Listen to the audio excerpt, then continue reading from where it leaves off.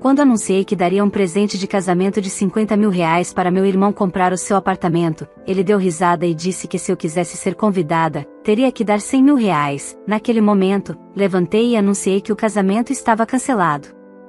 Olá, seja bem-vindo ao canal Histórias Surpreendentes. Curta e se inscreva nesse canal, aproveite e ative as notificações. Comente aqui de qual cidade você está assistindo, vou adorar saber e deixar um coração no seu comentário. Naquela manhã ensolarada de sábado, eu arrumei meu cabelo diante do espelho com uma leve ansiedade. O noivado do meu irmão mais novo seria realizado à tarde, e embora nossos laços familiares estivessem longe de ser perfeitos, eu havia decidido comparecer de coração aberto. Durante anos, fui tratada como o apoio financeiro da família. Cada vitória minha era seguida por uma nova cobrança, como se meu sucesso fosse um débito a ser dividido. Me formei sozinha, trabalhei em 2 empregos ao mesmo tempo, e hoje, graças a muito esforço, ocupo um cargo estável, com um bom salário. Mas ninguém nunca me parabenizou por isso, apenas esperavam mais. Apesar de tudo, resolvi que naquele dia eu tentaria me reconectar. Meu irmão, Gabriel, tinha 27 anos, estava noivo de uma moça chamada Lorena, e os dois sonhavam com o próprio apartamento. Em uma tentativa de ser gentil e mostrar que eu realmente queria participar da vida dele, decidi dar um presente de valor, 50 mil reais para ajudá-los na entrada do imóvel. Sabia que era muito, mas também sabia que poderia fazer aquilo com responsabilidade, e achei que seria um gesto que mostraria carinho, e talvez mudasse a forma como eles me enxergavam. No entanto, mal sabia eu que aquela tarde ficaria gravada na minha memória como um dos momentos mais humilhantes da minha vida. A festa de noivado acontecia em um buffet alugado por mim. Sim, por mim. Meus pais disseram que não tinham condições de bancar o evento, e Gabriel jurou que também não poderia ajudar. E como sempre, fui a boazinha que topou arcar com tudo, decoração, comida, bebidas e até o vestido de Lorena, que ela pediu como favor de irmã. No fundo, eu já estava desconfiada da intenção por trás de tantos pedidos, mas não queria acreditar que minha bondade seria novamente usada como moeda de troca. Durante o brinde, peguei o microfone e anunciei em público que, além de ter bancado toda a festa, eu daria o presente de 50 mil reais para ajudá-los na compra do apartamento. Um silêncio tomou conta do salão por 2 segundos, e então Gabriel explodiu em gargalhadas. 50 mil? Você só pode estar de brincadeira, né? Ele disse alto, rindo debochado. Se quiser mesmo ser convidada pro casamento, transfere logo 100 mil. A gente precisa de ajuda de verdade, não migalha. Lorena concordou, rindo junto com ele, e o pior de tudo foi quando meus pais se juntaram à zombaria.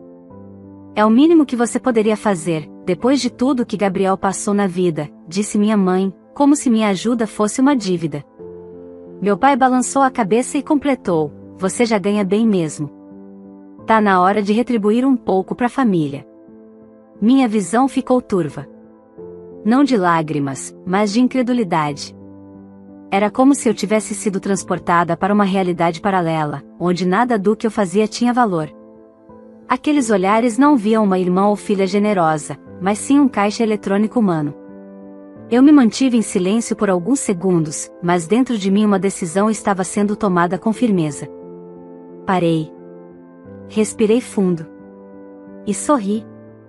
Um sorriso tranquilo, o tipo que precede uma revolução. Na verdade, tenho um outro anúncio para fazer. Minha voz saiu serena, mas firme. A transferência dos 50 mil reais foi cancelada. E, como eu sou quem está arcando com quase tudo desse casamento, ele também está cancelado. A festa inteira parou. As risadas cessaram. Gabriel arregalou os olhos, e Lorena ficou pálida. Meus pais começaram a dizer que eu estava brincando, que aquilo não era hora de piada. Mas eu não estava brincando. Eu estava finalmente acordando. Vocês me usaram durante anos. E hoje, ao me humilharem publicamente, me mostraram exatamente quem são. Vocês queriam o dinheiro? Vão ter que se virar sozinhos agora. Boa sorte! Deixei o microfone sobre a mesa e caminhei para fora do salão. A humilhação que me fizeram passar se transformava em combustível para algo maior. Naquele momento, não sabia ainda quais seriam as consequências da minha atitude, mas sentia que uma nova fase da minha vida estava começando. Uma fase onde eu seria, finalmente, a protagonista da minha própria história. E, diferente do que eles pensavam, eu não estava sozinha. O silêncio depois do meu anúncio ecoava como um trovão contido. Atrás de mim, a música parou, os convidados murmuravam em confusão, e os rostos de Gabriel, Lorena e meus pais ficaram pálidos, como se não acreditassem que eu tivesse coragem de virar a mesa. Saí do salão com passos firmes, ouvindo meu nome ser chamado repetidamente, primeiro com tom de surpresa, depois de raiva. Mas eu não olhei para trás. Pela primeira vez em muito tempo, eu não me sentia culpada por dizer não. No estacionamento, me encostei no carro e deixei o ar frio da tarde bater no meu rosto. Minhas mãos tremiam um pouco, não de medo, mas da adrenalina que ainda corria em mim. Cancelei a transferência no aplicativo do banco com 2 toques. Depois, liguei para a empresa de eventos que havia contratado para o casamento, buffet, decoração, salão, DJ. Cada contrato estava no meu nome. Cada centavo sairia do meu bolso. Ou melhor, sairia, no passado. Dei início aos cancelamentos ali mesmo, no celular. Uma por uma, as mensagens foram sendo enviadas. E em cada cancelar confirmado, eu sentia um peso sendo retirado das minhas costas. Meia hora depois, já em casa, meu celular começou a explodir de mensagens. Primeiro foi minha mãe. Você está maluca? Desmarcar a festa do casamento do seu irmão? Que tipo de irmã faz isso? Depois foi meu pai. Você está envergonhando a família inteira. Todo mundo viu o seu chilique. Gabriel mandou um áudio de quase 2 minutos, gritando palavras que só confirmavam tudo o que eu já sabia. Ele nunca me respeitou. Chamou-me de egoísta, ingrata, e ainda teve a audácia de dizer que eu estava com inveja do casamento dele. Inveja? De um casamento baseado em interesses e manipulação? Lorena, por sua vez, me mandou uma mensagem mais fria, calculada. Disse que a atitude que tomei foi infantil e que ela lhe esperava mais de uma mulher independente como eu, tentando me atingir com o que deveria soar como um elogio torcido. Ri sozinha ao ler aquilo. Ela não estava preocupada com afeto ou reconciliação. Só com o prejuízo. Mas o que mais me surpreendeu foi a reação dos outros. Amigos, colegas de trabalho e até alguns parentes distantes me mandaram mensagens em sigilo, dizendo que viram tudo, que ouviram as risadas deles, e que me apoiavam. Uma prima que eu não falava há anos escreveu: fiquei com vergonha por eles. Você fez o certo. Nunca pensei que minha atitude causaria esse tipo de repercussão. Talvez eu sempre tivesse acreditado que, se parasse de ceder, ficaria completamente sozinha. Mas agora começava a entender, o que eu chamava de família era, na verdade, uma prisão emocional construída em cima da culpa.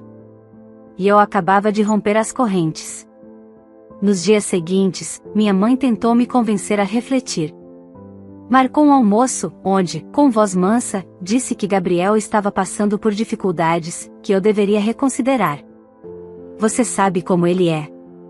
Não leva tudo ao pé da letra, minha filha. Ele estava nervoso, foi só uma brincadeira, brincadeira. Interrompi. Mãe, ele me humilhou.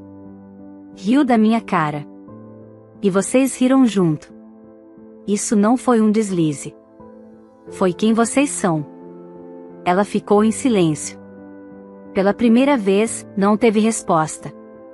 Voltei para casa com o coração apertado, mas fortalecido. Se eu queria manter a decisão, precisava começar a me afastar de verdade. E isso incluía mudar minha postura. Cansei de ser o alicerce de quem só quer construir muros contra mim. No trabalho, contei o que aconteceu para uma colega próxima, e ela me deu um conselho valioso: eles estão com raiva porque perderam o controle. E agora, você vai ver quem realmente te respeita. No fim daquela semana, fui até o cartório onde seria oficializada a cerimônia civil do casamento.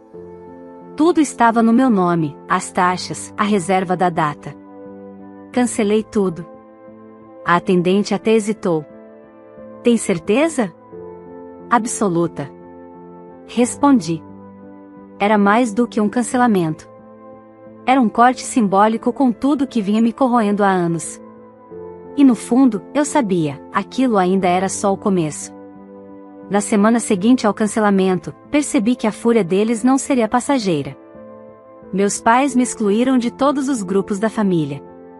Gabriel me bloqueou das redes sociais. E Lorena, bom. Lorena deu o próximo passo de forma fria e calculada. 2 dias depois, recebi uma notificação inesperada, um processo judicial em meu nome. Eles estavam me acusando de quebra contratual com prejuízo moral e financeiro, exigindo uma indenização de quase R$80 mil, exatamente o valor estimado dos fornecedores que eu havia cancelado, mesmo que a maioria dos contratos ainda estivesse dentro do prazo de reembolso. Fiquei alguns segundos olhando para o e-mail com os olhos arregalados. O processo não era só uma afronta, era vingança. Um recado claro: se eu ousasse sair do papel de provedora, seria punida. Respirei fundo.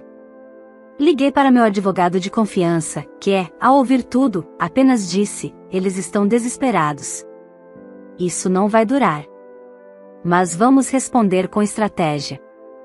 E foi o que fizemos. Anexamos os comprovantes de cancelamento no prazo legal, os reembolsos, as mensagens de deboche deles antes do rompimento, e o áudio de Gabriel dizendo que eu deveria pagar 100 mil para ser digna de estar no casamento.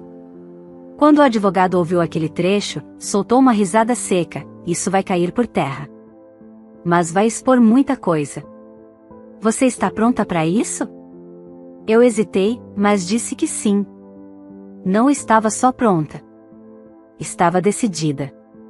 Enquanto o processo seguia seu curso, minha vida parecia entrar numa espécie de catarse.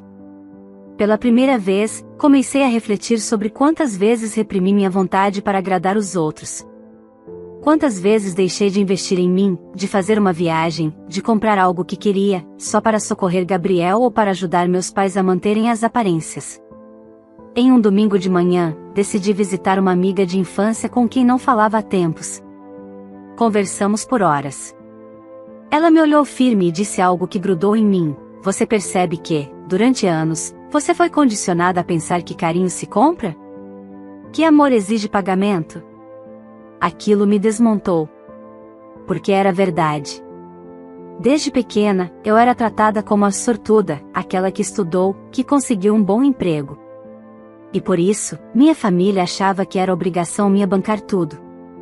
Mas agora, sem meu dinheiro, sem minha boa vontade, eles se rebelavam. E o que aparecia por trás era feio, mesquinho, sem nenhum pingo de afeto genuíno. Na audiência preliminar do processo, Gabriel apareceu engravatado, mas com um olhar desafiador. Lorena estava ao lado dele, com cara de superior. Meus pais, sentados atrás, sequer me cumprimentaram. Quando meus advogados apresentaram as provas, especialmente os áudios e prints das mensagens, o semblante de todos mudou. O juiz apenas disse: vamos encaminhar esse processo para a tentativa de conciliação, mas já adianto que o conteúdo apresentado pela defesa é contundente. Saí dali aliviada, mas ainda assim abalada. Mesmo diante da possibilidade de derrota, eles insistiam em me atacar. Eles preferiam perder dinheiro a admitir que estavam errados. Era isso que doía, ver que não se tratava de justiça. Era ego, orgulho e uma sede insaciável de controle. Naquela mesma noite, Lorena postou uma indireta nas redes sociais: quem vive de orgulho, morre de solidão. Boa sorte para quem acha que dinheiro compra caráter. Eu sorri. Porque aquela frase, ironicamente, se aplicava a eles, não a mim. Quem estava tentando comprar tudo, até minha presença no casamento, era ela. Quem exigia 100 mil para um convite, era Gabriel. E quem vivia há anos em função do que eu podia bancar, eram meus pais. Com o processo em andamento, decidi me afastar de vez. Troquei meu número de telefone, limitei minhas redes sociais a pessoas que me apoiavam de verdade, e comecei a fazer algo que não fazia há anos: me cuidar. Me matriculei num curso que sempre quis fazer, comecei terapia, e comprei uma passagem para uma viagem sozinha. Simples, mas libertadora. Pela primeira vez, eu sentia que minha vida me pertencia. E mal sabia eu que os próximos passos deles seriam ainda mais baixos, mas que só me dariam mais força para vencer. O processo não rendeu os frutos que eles esperavam. Durante a audiência de conciliação, meu advogado foi direto: estávamos dispostos a encerrar tudo amigavelmente, sem indenizações, desde que retirassem a ação e reconhecessem que não houve quebra de contrato, pois nenhum acordo oficial havia sido firmado com eles. Gabriel ficou em silêncio. Lorena bufava, como se aquela humilhação fosse insuportável. Meus pais, ao fundo, fingiam que não tinham nada a ver com aquilo, como sempre faziam quando o plano dava errado. Eles recusaram. Gabriel saiu da sala gritando que eu era ingrata, egoísta, que tinha destruído o sonho dele. E naquele momento, pela primeira vez em muito tempo, eu não senti dor. Senti liberdade. Dias depois, começaram os ataques nas redes sociais. Lorena, claramente tentando me atingir indiretamente, começou a postar fotos do que seria o novo casamento dos sonhos, dizendo que a inveja nunca vence o amor. Gabriel fez questão de comentar que Deus não dorme, e tudo que é tirado à força será devolvido em dobro. Eles queriam que eu me sentisse culpada. Queriam me atingir onde mais doía. E, por alguns dias, confesso, doeu. Por mais tóxica que minha família fosse, por mais abusivos que fossem meus pais, eu ainda era humana. Ainda existia dentro de mim aquela menina que só queria ser amada e aceita. Mas essa menina estava crescendo. E começando a perceber que amor que exige sacrifício constante e humilhação não é amor, que é prisão. A parte mais cruel veio quando minha mãe apareceu no meu trabalho. Sem avisar, entrou na recepção e exigiu falar comigo. Disse que era uma emergência. Saí da sala confusa, e lá estava ela, com os olhos vermelhos. Sua avó está mal. Muito mal, acha mesmo justo não estar com a família agora? Minha avó. A única pessoa da família que nunca me virou as costas. Que me defendia quando todos se calavam. O nome dela me desmontou. O que houve? Ela está internada? Perguntei já pegando o celular para ligar. Não ainda. Mas tá perto. E, minha mãe abaixou os olhos, se você voltasse atrás com a ajuda do casamento, com certeza ela ficaria feliz. Talvez até melhorasse. Ela fica triste com essas brigas, sabe? Era isso. Eles estavam usando minha avó como chantagem emocional. Na hora, uma raiva surda tomou conta de mim. Como podiam envolver uma idosa, uma mulher doente, numa disputa mesquinha por dinheiro? Respirei fundo e disse, com a voz mais firme que consegui reunir: se a senhora realmente se importa com a vovó, pare de usar o nome dela para manipular os outros. Eu vou procurá-la, sim. E se ela estiver doente, terá meu apoio, mas não conte comigo para sustentar as loucuras de vocês. Nunca mais. Minha mãe me olhou como se visse um estranho. Aquela expressão entre desprezo e surpresa. Você mudou mesmo. Não. Eu finalmente me encontrei. No mesmo dia, fui visitar minha avó. Ela estava, sim, debilitada, mas não internada. Conversamos longamente. Ela chorou e disse que sentia vergonha de como a família me tratava. Pediu perdão pelo silêncio ao longo dos anos. Você merece ser feliz, minha filha. E você não tem culpa de nada disso. Saí dali com o coração pesado, mas fortalecida. Eu não estava sozinha no mundo. E já não era mais uma extensão da vaidade ou da dependência emocional e financeira de ninguém. Na semana seguinte, Gabriel anunciou que faria o casamento com o dinheiro que recebeu de apoiadores e de verdadeiros amigos. Mas era tudo fachada. Descobri que estavam parcelando tudo no cartão de um dos padrinhos e que Lorena havia pedido um empréstimo no nome da própria mãe. Mais uma vez, tentavam manter a aparência. E eu, pela primeira vez, não sentia vontade de correr para resolver. Eu observava de longe, em paz. Porque algo dentro de mim dizia que o tempo e a verdade ainda fariam seu trabalho. E fariam. O novo casamento de Gabriel e Lorena estava marcado para dali a 2 meses. A pressa era suspeita, mas compreensível. Depois do escândalo envolvendo o cancelamento da festa anterior e a exposição nas redes sociais, eles precisavam mostrar ao mundo que estavam vencendo. Mas bastava olhar com atenção para perceber que tudo era uma encenação de fachada. Soube, por conhecidos em comum, que o buffet exigia entrada de 50% no contrato e que Lorena quase implorou para parcelar. O local escolhido era muito inferior ao primeiro, e os convites estavam sendo entregues a conta-gotas. Eles diziam que estavam selecionando convidados com carinho, mas na verdade, faltava dinheiro. A família também começava a rachar por dentro. Minha mãe, que outrora se gabava do casamento milionário do filho, agora vivia frustrada porque não estava sendo tratada como mãe de noivo especial. Meu pai, por sua vez, se queixava de que estava sendo escanteado e que Gabriel só os usava quando precisava de favores. E, apesar disso tudo, nenhum deles me procurou para pedir desculpas. Orgulho demais.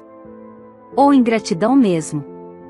Nessa fase, eu estava focada em mim. A terapia estava me ajudando a ressignificar muita coisa. Passei a olhar para minha trajetória com mais amor, a me reconhecer como mulher forte, determinada, que não merecia viver como muleta emocional ou financeira de ninguém. Foi nesse momento de paz que recebi uma mensagem inesperada. Lorena. Curta, direta, se você ainda tiver um pingo de dignidade, vai nos ajudar com a última parcela do vestido e do espaço. Seu irmão tá esgotado. Ele precisa de você. Eu reli aquela mensagem 3 vezes, em choque. Nenhum pedido de desculpas. Nenhum reconhecimento do erro. Só uma cobrança fria, como se eu ainda devesse algo. E por um segundo, o velho instinto quis me fazer responder com raiva. Mas não. Não valia a pena. A resposta foi simples: se dignidade é o que esperam de mim, saibam que estou cheia dela. E por isso, minha resposta é não. Cuidem de suas escolhas como adultos. Enviei. Bloqueei. Respirei aliviada. A situação começou a desmoronar pouco a pouco. O fotógrafo original cancelou porque o pagamento não foi feito no prazo. O espaço da cerimônia, quando soube das pendências, também ameaçou romper o contrato. Vi tudo isso de longe, sem interferir. Me surpreendi, então, quando Gabriel apareceu pessoalmente na minha porta. Ele estava com olheiras profundas, a expressão derrotada. Disse que precisava conversar. Contra minha vontade, aceitei. Eu me precipitei e ele disse, mexendo as mãos nervosamente. Você tem razão, foi tudo um exagero. Mas entende, eu só queria viver algo grande. Mostrar que sou importante, sabe? E para isso você precisava me humilhar? Ele abaixou a cabeça. Não. Mas eu não sabia como lidar com a tua ascensão. Sempre fomos ensinados que você era menor, a que devia obediência, ajuda. Quando você cresceu, foi difícil aceitar. Acho que a gente projetou muita coisa errada em você. Eu o escutei. Pela primeira vez, sem interrupções. Ele não pediu desculpas diretamente, mas demonstrou algo raro, vulnerabilidade. Não era o suficiente para apagar tudo, mas era o primeiro sinal de que algo estava mudando. A festa vai ser simples, ele continuou. Se não for, não vai ser. Mas pelo menos, agora, entendo que quem destruiu a primeira versão dela, fomos nós. Naquela noite, fechei a porta e sentei no sofá por minutos em silêncio. Não senti pena, nem raiva. Senti alívio. Finalmente, eles estavam começando a arcar com as consequências de suas escolhas. Na semana seguinte, minha mãe me ligou. Você poderia vir, só para não deixar feio, sabe? A família vai perguntar por você. Respirei fundo. Eu não sou um figurante para salvar a aparência de ninguém, mãe. Eu não vou. Silêncio. Você é muito orgulhosa. Está feliz agora? Não. Estou em paz. O que é muito melhor. Dias depois, o casamento aconteceu. Com atraso, local improvisado, comida servida em porções pequenas e decoração feita às pressas. Faltaram convidados. Sobrou constrangimento. E eu? Passei aquele dia viajando com amigos. Rindo, vivendo. Livre. Mas o melhor ainda estava por vir. 3 meses se passaram desde o casamento improvisado do meu irmão. A vida, finalmente, encontrou seu curso longe dos abusos emocionais da minha família. Eu seguia crescendo profissionalmente, ganhando reconhecimento no trabalho, e mais importante, fortalecendo minha saúde emocional. Naquele tempo, eu me tornei minha melhor companhia. Já não havia espaço para tristeza nem para lembranças dolorosas. O que antes doía, agora servia como memória de aprendizado. Eu havia me libertado da necessidade de agradar quem nunca se importou em me respeitar. E isso, para mim, era mais valioso do que qualquer festa luxuosa. Mas um dia, quando achei que tudo havia se aquietado, recebi uma ligação inesperada.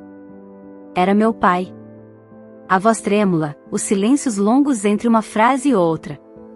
Eu pensei muito antes de te ligar. Mas achei que você tinha o direito de saber. Sentei no sofá, em alerta. O Gabriel, ele tá com problemas sérios com dívidas. A empresa dele perdeu contratos, e agora ele tá tentando vender o apartamento. Aquele mesmo que você quase ajudou a pagar. Fiquei em silêncio, ouvindo. E a Lorena, ele engoliu seco, que ela saiu de casa há 2 semanas. Disse que não aguentava mais carregar um homem falido. Levou algumas coisas. E deixou um bilhete. Fechei os olhos por um segundo. Era inacreditável como tudo voltava para o mesmo ponto. Aqueles que me humilharam, que me exigiram mais do que eu podia, ou deveria, agora estavam quebrados, abandonados pelas próprias ilusões. Eu sei que errei com você, e ele continuou. Não quero sua ajuda. Só queria dizer que, você tinha razão. E eu sinto muito por tudo. Não esperava ouvir isso. Não da boca dele. E embora não apagasse o passado, era a primeira rachadura real no muro de arrogância que ele construiu a vida toda. Agradeci por ter me contado. Disse que desejava que Gabriel superasse a situação, mas que eu não voltaria a fazer parte daquilo. A vida tinha me mostrado que perdão é uma coisa, convivência é outra. Dias depois, o inesperado aconteceu. Uma amiga me marcou em uma publicação de uma página de notícias locais. Ex-noiva de empresário viraliza após desabafo. Ele achava que eu era babá dele, não parceira, ponto. A matéria contava detalhes sobre o fim do relacionamento de Lorena e Gabriel. Ela dizia que se casou por impulso, que o casamento estava afundado em vaidade e que se arrependeu de ter tratado pessoas boas com arrogância. Embora não tivesse citado meu nome, era claro o recado. Lorena também havia sentido o peso do ego. Tarde demais. Mas a melhor parte dessa história veio uma semana depois. Recebi um convite. Uma premiação do setor onde trabalho. Eu estava entre as indicadas na categoria de destaque feminino do ano, por um projeto de impacto social que desenvolvi com minha equipe. Aquilo significava muito. Era o reconhecimento por quem eu era, não pelo que eu podia dar a alguém. E naquela noite da premiação, quando fui chamada ao palco, com aplausos de pé e flashes por todos os lados, senti algo que nunca antes tinha experimentado tão profundamente. Eu venci. Venci o desprezo, o desdém, as piadas às minhas custas, os convites cobrados, as humilhações disfarçadas de brincadeiras. Venci a manipulação emocional da minha família. Venci o medo de ser rejeitada, a culpa de dizer não, a dor de não me sentir suficiente. Ali, diante de tantas pessoas, mas finalmente inteira comigo mesma, eu sorri. E foi aí que decidi, minha história precisava ser contada. Sem mágoa, sem ataque. Apenas verdade. Para que outras mulheres que um dia se viram obrigadas a pagar para serem aceitas, amadas, convidadas, pudessem se libertar como eu me libertei. Escrevi um texto. Postei nas redes sociais. Durante anos, me disseram que meu valor estava no que eu podia oferecer. E quando ofereci o suficiente, me disseram que era pouco. Hoje, entendo que quem mede os outros por cifrões, está sempre endividado de caráter. Eu paguei caro por minha liberdade emocional. Mas agora, ela é minha. e ninguém tira. O post viralizou. Recebi centenas de mensagens. Mulheres, homens, jovens. Gente que passou por histórias parecidas e nunca teve coragem de dar um basta. E ali percebi, minha dor havia virado força. Meses depois, fui convidada para palestrar em um congresso de mulheres líderes. Entrei no palco como alguém que um dia foi diminuída, mas que decidiu crescer. E sobre meu irmão, meus pais, Lorena? Não os odeio. Apenas os deixei onde sempre deveriam estar, no passado. Agora, o palco é meu. E a vida, enfim, sorri de volta. Se essa história te tocou, curta o vídeo, se inscreva no canal e compartilhe com alguém que precisa ouvir essa mensagem de força e superação. Quero muito saber de onde você está assistindo, então comenta aqui embaixo o nome da sua cidade, vou passar dando coração em todo mundo. Vamos juntos espalhar essa história.